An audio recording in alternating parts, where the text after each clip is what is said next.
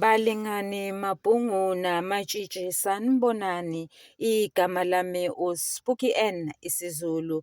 Namhlanje sizokwenza umbhalo wobuciko obizwa ngokuthiwa Izinyembezi Zothando obhalwe ngu-DBZ Ntuli. Sizokwenza indatshana osihloko sayo sithi uMakhonya. Isethulo salo mbhalo wobuciko sithinta okuthathu, okuyilokhu umlingiswa omkhulu nenkinga abhekene nayo, isizinda kanye nesisusa sodweshu, kanti umzimba wale ndatshana uthinta okuthathu, okuyilokhu ukubhebhetheka kodweshu, isixakaxaka novuthondaba. Yize isiphetho naso siye sithinte okuthathu, sithinte uvuthondaba, upholavuthondaba kanye nengwijikhwebu.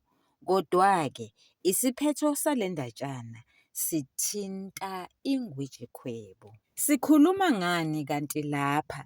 Sikhuluma ngesakhiwo somdlalo. Lokhu ngesiNgisi okuthiwa phecelezi is a plot. Ake siboneke. uMakhonya umuntu ongaboniseki. Lo umuntu ongundlovu kayiphikiswa, abe inkunzi enenkani enkulu. Siyazi sonke akunkunzimbili ezahlala sibayeni sinye. Umlingiswa omkhulu uMakhoba, ogama lakhe linguJoko, ubhekene nenkinga yokuthi indodana yakhe uMvuseni ayifuni ukwenza lokho akushoyo, ayifuni ukulandela imithetho nemiyalelo yakhe. Lokho ukubona kuyindelelo, yingakho nje esemxosha emzini wakhe. Ingxenye yesibili isizinda, naso sithinta okuthathu. Ake siqale ngendawo. La kusemzini kaMakhoba uJoko esunduzwayo. Ingxenye yesibili isikhathi. Esanini lesi sikhathi lapho kwenzeka khona le ndatshana? Isikhathi samanje. Sibona ngokuthi izingane sezinamalungelo kanye nabantu besifazane ngokunjalo. Sibona ngezikole. Ingxenye yesithathu isimo senhlalo. La sibheka ubudlelwano phakathi kwabalingiswa ukuthi obunjani. Ubudlelwano obukhona la bucacisa ukuthi isimo asisihle. uJoko Makhoba kanye nonkosikazi wakhe uMandelu bayangqubuzana. La sibona udweshu lwangaphandle ngenkathi laba balingiswa bequlisana amacala. uJoko uqulisa umkakhe icala lokuthi ngubani uMakhonya, ngubani imbodla, ubani ibhansi, ubani iqhude, ubani ikhonde. Balingani bami nani bafundi, lokhu kugqamisa ukuthi lokhu kunqubuzana akwenzeki for a short period of time. It is happening every time when uMakhonya onguJoko esekhaya ebuyile emsebenzini lapho ehlala khona. uMandelu akamphikisi umyeni wakhe, uyakuvuma konke lokho akushoyo. Uyazi ukuthi ubani uMakhonya, imbodla, ibhansi, iqhude, ikhonde lalapha ekhaya.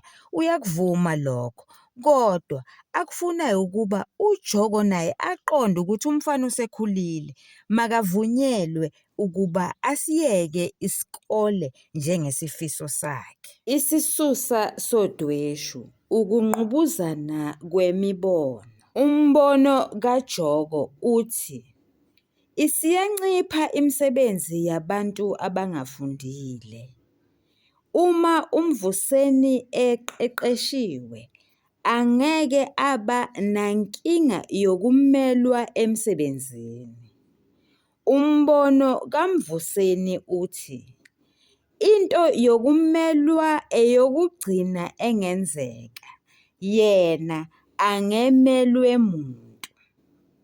Okwesibili, uthi abantu abangamelwa yibo bona omakhoba ngoba akukho nokuncane ukuhlakanipha okungaphelela ekuphumeleleni okuphelele. Okwesithathu, omakhoba bafanelwe ukumelwa ngoba bayile nhlobo endala engahambisani nezinguquko, bangovuma zonke.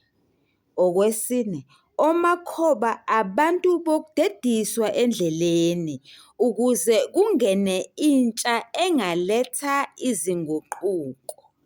Okwesihlanu, angafa nokufa uqobo uMvuseni uma engaphindela esikoleni ze ayoshaywa othisha bembuza umsebenzi wesikole. Balingani bami nani bafundi, niyabona yini ukuthi impendulo kaMvuseni inokwedelela phakathi? Yini kanti ukumelwa lokhu uMvuseni angakufuni?